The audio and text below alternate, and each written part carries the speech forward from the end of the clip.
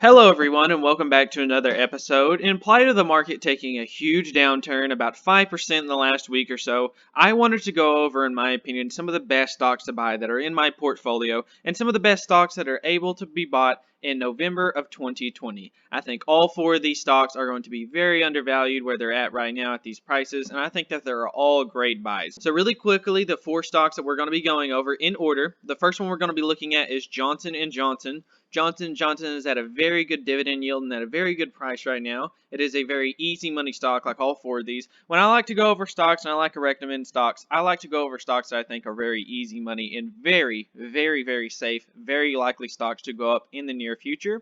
Next up, we've got Kimberly-Clark. This company is at the best valuation it has been at since 2019. This company is trading at rock bottom valuation, and I'll be buying this stock very heavily over the next couple of weeks. So Kimberly-Clark is a very safe stock there. Next up, we have Visa. Visa is a very high growth company that has had a huge downturn over these last couple of days or so. Went from about $200 a share to about the 180s. So this company is not getting the respect that it deserves from its double-digit revenue growth in recent years. And then last but not least, I kind of want to bundle them up all together. I want to just talk about the real estate sector. I've been mentioning this a lot. Those of you that follow me know that I talk about WP Carey, Realty Income, Store Capital, a lot of great undervalued REITs. There's pretty much real estate stocks in general that are very high quality, are not getting priced at the levels that they should be. So I just want to bundle together the three real estate companies, WP Carey, Realty Income, and Store Capital, and show you why I think they're all undervalued and just give you some quick pieces of information about it. But before I go over all four of these stocks, I just wanted to quickly mention, if you're not familiar with me, if you're not familiar with my channel, my name is Jordan. I'm a millennial investor. I track my annual dividend income, my monthly dividend income, my portfolio, and YouTube income through all four of these charts, which get updated every single month, which speaking of which, the very next video, I'll be updating all four of these charts. So go ahead and subscribe and watch the next video if you want to see that, if you wanted to follow along with me on that. And if you want to support the channel, you can sign up with this referral link down below. We now have 52 people signed up. You get $10 just for signing up and depositing $100 through the platform. And if you want to see the 26 companies that I own, I had 27, I'm now down to 26 because I sold out at AT&T. Out of the 26 companies that I own, if you want to see all of them, you can either pause the video right now, or this link will be down in the description. So go ahead and get started. Let's go ahead and look at Johnson & Johnson.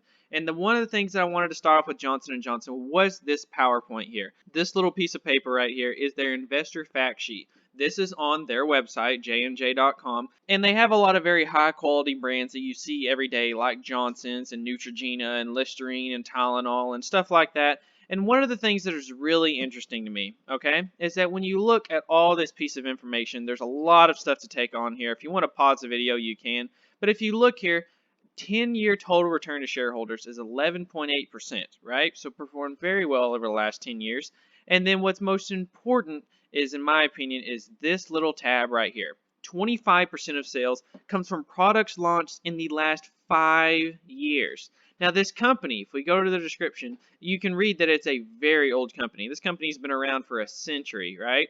And the fact that this company is still growing revenues is incredible. They constantly buy out smaller pharmaceuticals, smaller medical companies, and that's why over 25% of the revenue has been grown in the last 5 years from recent products. So this company is constantly reinvesting in itself. Like it says here in the description, 36 years worth of earnings growth, 58 years worth of dividend increases. Very impressive, and that dividend and share price goes up pretty much nonstop. So if you're investing in Johnson & Johnson, it is by far the best healthcare company out there.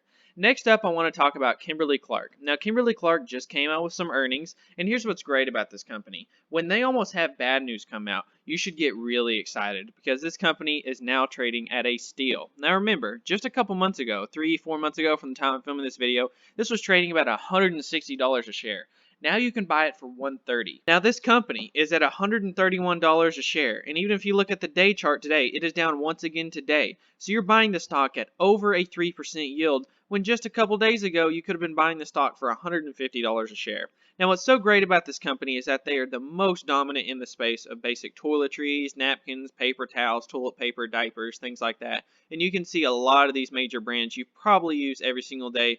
Viva paper towel, Scott toilet paper, a lot of stuff like that. And 1/4 the world population already uses their products every single day with 18.5 billion in sales of 2019 across 175 different brands. And just like Johnson & Johnson, they're constantly making acquisitions, and I think this company is going to continue to thrive. And they've been around a very long time. Right next to my neighboring state is where they're founded, in Texas, and they were founded in 1872. So with consecutive dividend increases every single year, share price going up in the long run like clockwork, I think this company is going to continue to be successful. And the fact that it's now trading at a significant discount, 10, 15, 20% lower than where it was just a couple months ago, I think it is at a steal, and I'll be buying the stock very, very, very heavily over the next couple of weeks. So Johnson & Johnson, Kimberly-Clark, great buys there. And speaking of a stock that's been hit very hard over the last couple of weeks or so, Visa is a company that has been hit very hard recently, and it's one of the major stocks in my portfolio. It's one of the heaviest weighted stocks that I own, currently making up about 6% of my portfolio.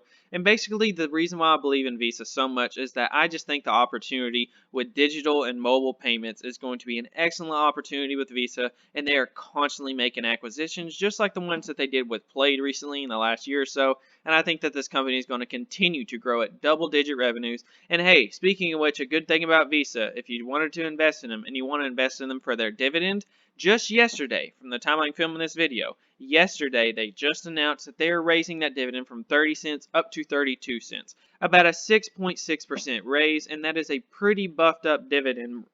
And that is a pretty decent dividend raise considering we are in the middle of a pandemic and most companies are cutting or shrinking their dividends. So the fact that this company is still raising its dividend at almost 7% a year in the worst of economic times is a very healthy sign for this company. This company has had very good performance over the last 5 years, from $75. At one point this was even over $200. But this stock is very good, very successful for the future, and this is one of those companies that I think one day will be a $1,000 stock. Okay, and then next up in the video, I wanted to just briefly go over all three of my real estate investment trusts. Actually, let's go to my pie right here, which once again, it's shared down in the description if you want to see it. But I own 3 different real estate stocks. In my real estate investment trust, I am extremely picky. I do not own companies that they're struggling really bad. Like, for example, I do not like to own things like SPG, for example. I don't like to own things that are struggling, like mall REITs. This company's been hit very hard, but I like to own companies that have extremely good financial backing, that have great rent collections, great dividend raises, great dividend track records, and overall just a great management team behind the company. So you see that Realty Income makes up 7%, WP Carey, after I bumped it up again, makes up 6%, and then I still have Store Capital at 3%. All 3 of these stocks I will probably be buying very heavily. Now I know what you might be thinking, 7 plus 6 plus 3, that makes up 16% of my portfolio. I know that's very large, but I'm still considering raising and even buying more of these stocks, because if you look at all 3 of them, let's just look at the share price here. When you look at all 3 of these companies, they are at rock bottom valuations. They have not recovered nearly as good as a lot of these other companies have compared to the recession. And the fact is, a lot of these companies have not even been hit that hard as far as the fundamental business side of things. Their share price is lagging, but their business is almost the exact same as what it was before the pandemic. Almost all 3 of these stocks have fully recovered their rent collections or very close to it. So Store Capital trading a significant discount, WP Carey trading at a significant discount, Realty Income trading at a significant discount. And we go ahead and just look, I just want to show a quick snapshot of all 3 of these. The portfolio occupancy as of Q2 of 2020. Now remember, Q2 of 2020 was the worst economic time in history in regards to GDP. We had never seen numbers like that ever come out for GDP in the history of the country. So this is a horrible time. And even looking at past times, all the way back to the 90s, taking the dot-com bubble, taking the financial crisis, and then here in 2020, this company usually floats around 98 to 99% of its properties leased out at all times. So even right now, 98.5% of its properties are leased out, and that's among over 6,500 properties. And they've already raised about 60 plus properties here so far in 2020, and they're about to report earnings here in a couple of weeks, so probably even more than that. So the amount of properties that they have are growing significantly every single year, and the portfolio occupancy stays at that 98-99% rate. And this is overall just a company that I think is very good and has very high quality tenants. And you can see some of their top 20 tenants right here: Walgreens, 7-Eleven, Dollar General. A lot of these companies are very financially strong companies that are going to pay their rent pretty much no matter what. Next up, WP Carey, the one that I've mentioned the most recently. Very long leases. 10.7 years is their average lease term, over a decade long. over 1,200 different properties and 352 customers with 99% occupancy rate diversified between all these different industries. You see all these different industries, they're very much diversified between all different categories, and I'm not worried 1%.